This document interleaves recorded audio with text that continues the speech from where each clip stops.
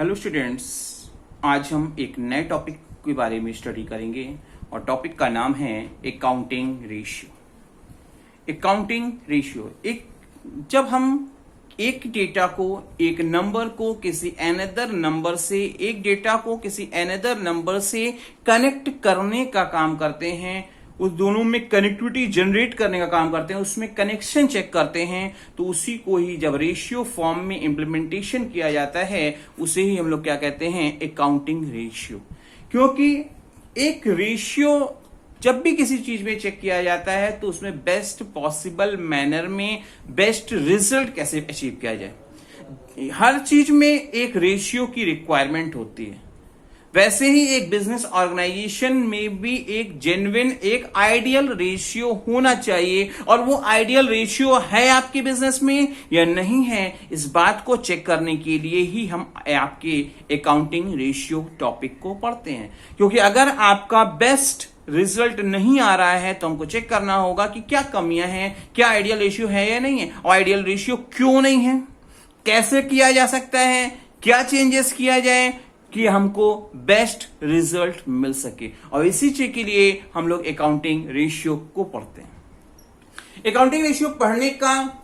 Object में अगर हम बात करेंगे तो पहला दिया हुआ है to locate the weak points of organisation. Accounting ratio हमको बताता है कि किसी भी बिजनेस ऑर्गेनाइजेशन का वीकर सेक्शन क्या है, कमियां कहां हैं, क्या गलतियां हो रही हैं जिसके कारण आपका बिजनेस, वो particular organisation best results achieve नहीं कर पा रहा जो अदर ऑर्गेनाइजेशन अचीव कर रहे हैं। उन्हीं सोर्सेस से, उन्हीं प्लानिंग से, उन्हीं स्ट्रेटजी मेकिंग से, उन्हीं एम्प्लॉइज से जब अनदर बिजनेसमैन अचीव कर रहा है तो आपने क्या गलतियां की हैं, और इस गलतियों को लोकेट करने के लिए ही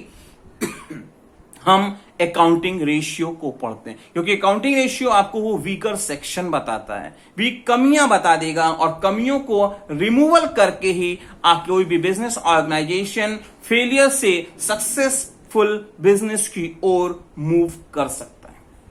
सेकेंड पॉइंट में बात करेंगे to provide deep study of the liquidity, solvency, profitability of the enterprises. क्योंकि अकाउंटिंग रेशियो में लिक्विडिटी के बारे में एनालाइज करने का काम किया जाता है, सॉल्वेंसी चेक की जाती है, प्रॉफिटेबिलिटी चेक की जाती है कि क्या प्रॉफिट हो रहा है, क्या कनेक्शन है, क्या बेटर है रिजल्ट। तो इन तमाम चीजों के बारे में डीप स्टडी की जाती है। क्योंकि किसी भी बिजनेस ऑर्गेनाइजेशन में केवल और केवल फाइनेंशियल स्टेटमेंट बना लेना ही इनफ नहीं होता, केवल ट्रेडिंग पीएल बैलेंस शीट बना लेके ही आप काम नहीं कर सकते। उसके बाद उन स्टेटमेंट्स को एनालाइज किया जाता है, छोटे छोटे सेगमेंट में एनालाइज किया जाता है, ताकि आपको पता चल सके कि आपके बिजनेस ऑर्गेनाइजेशन की लिक्विडिटी क्या है, सॉल्वेंसी क्या है, प्रॉफिटेबिलिटी, और ये तमाम चीजें आप अकाउंटिंग रेशियो की। क्योंकि केवल जो स्टेटमेंट को हम छोटे छोटे सेगमेंट में एनालाइज करते हैं उसी के बेसिस पर हम आगे की प्लानिंग करते हैं, उसी के बेसिस पर आगे की स्ट्रेटजी मेकिंग करते हैं, डिसीजन मेकिंग करते हैं, ऑर्गेनाइजिंग करते हैं। एक मैनेजमेंट के सारे फंक्शंस आप उन्हीं सब चीजों की डीप स्टडी करके काम करते हैं, और इस सब चीजों में आपको अकाउंटिंग रेशियो बहुत ही हेल्पफुल वर्क करता है। थर्ड पॉइंट पे चलेंगे to get the comparative study of the firm present and past.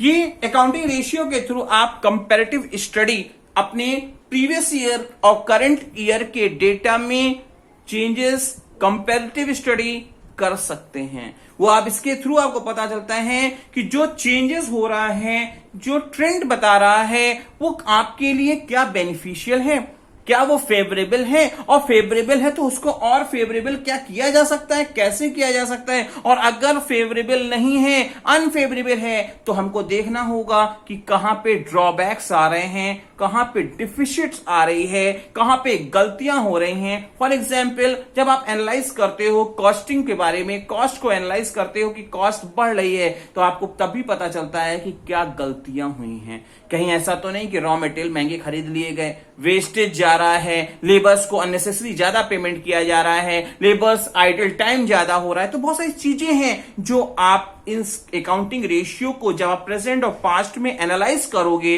तो आपको पता चलेगा कि कहां गलतियां हुई हैं, और जब गलतियां पता होंगी तभी आप उसका रिमूवल कर सकते हो, क्योंकि ये आपको प्रेजेंट और पास्ट के डेटा में कंपैरेटिव स्टडी करके बताता है कि फेवरेबल है और अनफेवरेबल है, क्योंकि फेवरेबल भी कभी भी बेस्ट नहीं हो सकता,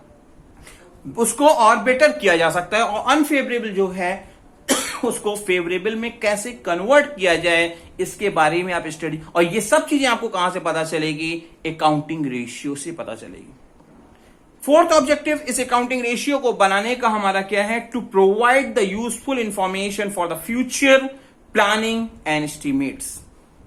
केवल प्रेजेंट के बिजनेस से बिजनेस नहीं चलता, प्रेजेंट के डेटा को एनालाइज करके, प्रेजेंट के ट्रेंड को, प्रेजेंट के प्रोबेबिलिटी को, प्रेजेंट की फाइनेंशियल पोजीशन को जब हम एनालाइज करते हैं, स्टडी करते हैं, तभी हम फ्यूचर के बारे में प्लानिंग कर पाते हैं, एस्टिमेट्स एक ट्रेंड को एनालाइज कर पाते हैं, क्योंकि बिजनेस हमेशा इस कॉन्सेप्ट के साथ चलता है, going concern concept. Going concern it means positive approach. Her businessman को हमेशा पॉजिटिव अप्रोच रखना चाहिए और ये सोचना चाहिए कि उसका बिजनेस नियर फ्यूचर में कभी भी बंद होने वाला नहीं है। जब बंद होने वाला नहीं है तो उसको कैसे बेस्ट से बेस्ट रिजल्ट्स की ओर हम मूव करा सकते हैं, कैसे हम अपने बिजनेस को एक टॉप बिजनेस में कन्वर्ट कर सकते हैं, एक सक्सेसफुल बिजनेस में कैसे कन्वर्ट कर सकते हैं, और इन सभी चीजों के लिए एक बेस्ट प्लानिंग करनी होती है। प्लानिंग बताती है कि क्या किया जाए, कैसे किया जाए, कब किया जाए, क्यों किया जाए, किस तरह किया जाए,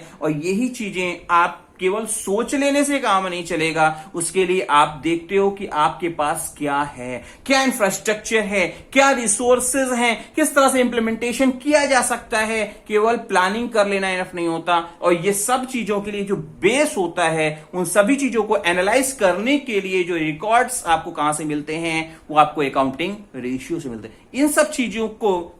के लिए ही हम अकाउंटिंग रेशियो पढ़ते हैं।